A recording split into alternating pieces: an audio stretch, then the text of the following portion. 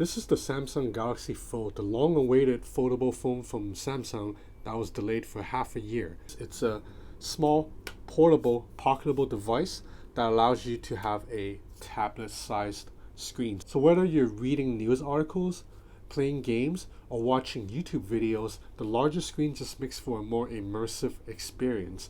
Now, because you have such a large screen, you can also multitask.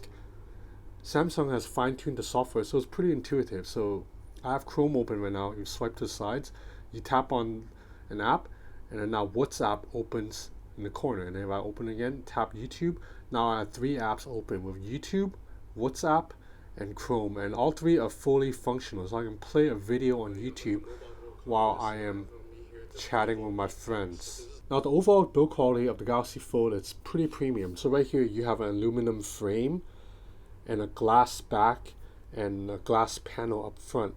When you open it up, this is a plastic OLED display. The technology has to be plastic for now because the screen bends in half. Now the plastic screen, you can definitely see a crease when the lighting hits it at specific angles like this, but for the most part when you're looking at the phone straight on, you don't really notice anything, but when you run your finger through it, you do feel it a little bit. Now you may have noticed that there's a rather giant notch up here. That's because this houses 2 selfie cameras. You have a standard 10 megapixel lens and a wide angle lens at 8 megapixels. See, taking selfies on such a large screen is quite an immersive experience, and likewise when you're taking main photos.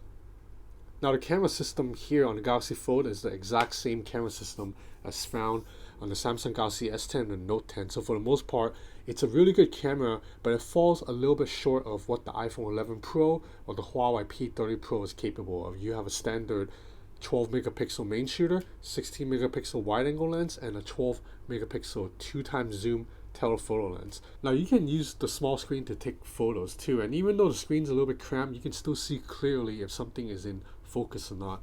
Likewise with selfies. There's a 4080 mAh battery inside, and I'm happy to report that battery life on the Galaxy Fold is pretty good. For the most part, the phone has been able to get me through an entire 12-hour day. I would leave the house at 10 a.m. and at 10 p.m. there would still be a little bit of battery life left, about like 10 to 15%. So it's good enough to last all day, but this phone supports wireless charging and 18-watt fast charging, which comes with the phone, so you should be able to top up the phone pretty easily. Now of course we can't talk about the Fold without talking about the price. Samsung is selling this for $2,000 US, and whether or not this is worth it, it's up to you.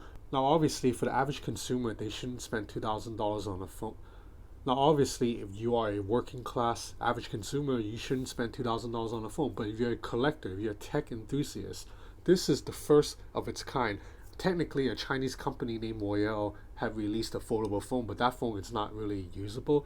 This phone, it's completely usable. This is a unique device and the first of its kind, and in my opinion, this is the future of portable computing. In another 3 to 5 years, we're all going to have a small device like this that unfolds out to a 10-inch or 12-inch or 15-inch display.